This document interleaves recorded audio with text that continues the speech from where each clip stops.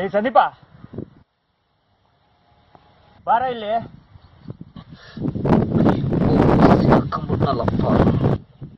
ಬಾ, ನಿನ್ನ ಹತ್ರ ಕೆಲಸ ಇದೆ. ಏಯ್, ಬಾಟ್ಲಲ್ಲಿ ಹೊಡಿತೀನಿ ನೀನು. ಅವಳಿಂದ 100 ಮೀಟರ್ ಡಿಸ್ಟೆನ್ಸ್ ಅಲ್ಲೇ ಇದ್ದೆ. ಬಾ, ನಿನ್ನ ಹತ್ರ ಕೆಲಸ ಇದೆ. ಬಾರೋ.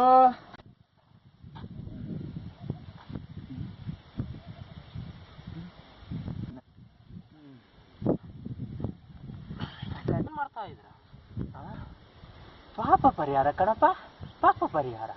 ಲೋ ಸಂದೀಪ, ನೀನ್ ನನ್ನ ಲೈಫಲ್ಲಿ ಶನಿ ಮಹಾತ್ಮ ಆಗ್ಬಿಟ್ಟೆ ಕಣಪ್ಪ. 2 ವರ್ಷದ ಕೆಳಗಡೆ ನಿನ್ನ ಮುಟ್ಟಿದ್ದೇ ಮುಟ್ಟಿದ್ದು. ನನ್ನ ಲೈಫು ಎಲ್ಲ ಸ್ಕ್ರ್ಯಾಪ್ ಆಗಿ ನನ್ನ ಲೈಫಲ್ಲಿ ನೆಮ್ಮದಿನೇ ಇಲ್ದಾರಂಗಾಗಿ. ಅದಕ್ಕೆ ನಿನ್ನ ಕಾಲು ಹಿಡಿದು ಬೇಡ್ಕತ್ತೀನಪ್ಪ. ಒಂದ್ಸಾರಿ ನಿನ್ನ ಕೈಯಿಂದ ನನ್ನ ತಲೆ ಮುಟ್ಟಿಗೆ ಕ್ಷಮಿಸಿದ್ದೀನಿ ಅಂತ ಹೇಳಿ. ಸ್ವಾತಿ ಇಲ್ಲೇ ಇದ್ದಾಳೆ. ಅವಳ ಮನ್ಸು ಬದಲಾಯಿಸ್ಕೊಂಡು ಬಂದು ನನ್ನ ಪ್ರೀತಿನ ಒಪ್ಕೊಂಡ್ರು ಒಪ್ಕೋಬೋದು. ಏನ್ ಯೋಚನೆ ಮಾಡ್ತಿದ್ಯೋ? ಕ್ಷಮಿಸಿದ್ದೀನಿ ಅಂತ ಹೇಳಕ್ಕೇನೋ ಪ್ರಾಬ್ಲಮ್ಮು? ಲೈಫಲ್ಲಿ ಏನು ಪ್ರಾಬ್ಲಮ್ ಇದೆ ಹೇಳು, ನಾನು ಸಾಲ್ವ್ ಮಾಡ್ತೀನಿ. ನೀನು ಕೆಲಸ ಮಾಡ್ತಿದ್ಯಾ? ಇಲ್ಲ ಶರತ್, ಇನ್ನ ಕೆಲಸ ಹುಡುಕ್ತಾ ಇದ್ದೀನಿ. ನೀನು ಇನ್ನು ಕೆಲಸ ಹುಡುಕ್ತಿದ್ಯಾ? ನನಗೆ ಕೆಲಸ ಕೊಡಿಸಿದ್ರೆ ಕ್ಷಮಿಸಿದ್ದೀನಿ ಅಂತ ಹೇಳ್ತೀಯಾ?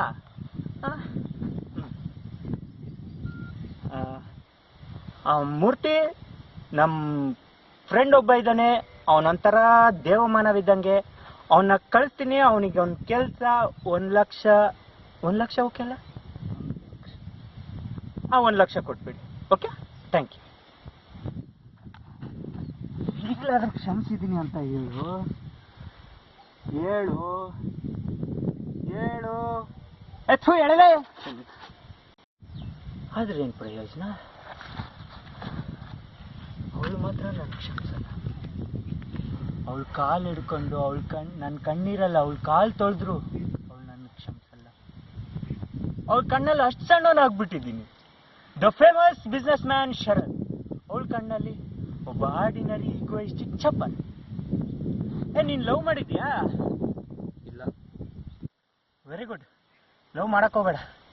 ಯಾಕೆ ಅಂದರೆ ಲವ್ ಸ್ಟಾರ್ಟ್ ಆದಾಗ ಜಾಕಿ, ಲವ್ ಫೇಲರ್ ಆಗಿದ್ರೆ ಕಿರುಬೋಕಿ ನಂತರ. ಶರತ್, ಸ್ವಾತಿಗೆ ನಾನೇನಾದ್ರೂ ಹೇಳ? ಏನಂತ ಹೇಳ್ತೀಯಾ?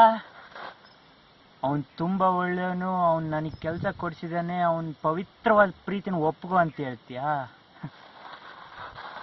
ಇವತ್ತೊಂದು ಸತ್ಯ ಅರ್ಥ ಆಗೋಯ್ತು ನನಗೆ. ಹುಡುಗಿರು ಮರಿಬೇಕು ಅಂತ ಫಿಕ್ಸ್ ಆದರೆ ನಮ್ಮ ಮನೆ ಬರ ಬೇಕಾ ಬಿಟ್ಟು ಬರ್ದಿರೋ ಆ ಬ್ರಹ್ಮ ಬಂದರೂ ಬದಲಾಯಿಸೋಕ್ಕಾಗಲ್ಲ. ಕಣ, ಅವಳು ಮಾಡಿದ್ದೆ ಸರಿ. ಪ್ರೀತಿ ಅಂದ್ರೇನು, ಪ್ರೀತಿಸೋ ಹುಡುಗಿನ ಹೆಂಗೆ ನೋಡ್ಕೋಬೇಕು ಅಂತ ಗೊತ್ತಿಲ್ಲದೆ ಅವಳನ್ನ ತುಂಬ ಪ್ರೀತಿ ಮಾಡ್ಬಿಟ್ಟೆ. ಅಷ್ಟೇ ಅವಳಿಗೆ ನೋವು ಕೊಟ್ಬಿಟ್ಟೆ. ಈಗ ನೋಡು, ಅವಳು ಎದುರುಗಡೆ ಬಂದ್ರು ಅವಳನ್ನ ನೋಡಕ್ಕಾಗದೆ, ನಗಕ್ಕಾಗದೆ, ಅಳಕ್ಕಾಗದೆ, ಬಾಳಕ್ಕಾಗದೆ, ಸಾಯಕ್ಕಾಗದೆ, ಮರಿಯಕ್ಕಾಗದೆ. ನಂಗೆ ಬಾಳ್ಗೆ ಬೆಂಕಿ ಯಾಕ? ಅವಳು ನಂಗೆ ಲೈಫಲ್ಲೇ ಸಿಗಲ್ಲ ಕಡುವ. ಹಂಗೆ ಅವಳನ್ನ ಮರೆಯೋಕ್ಕೂ ಆಗಲ್ಲ. ಅವಳು ಸಿಗಲ್ಲ, ನಾನು ಮರೆಯಲ್ಲ. ಅವಳು ಸಿಗಲ್ಲ, ನಾನು ಮರೆಯಲ್ಲ. ಅವಳು ಸಿಗಲ್ಲ ಶರತ್, ನಾನು ಮರೆಯಲ್ಲ.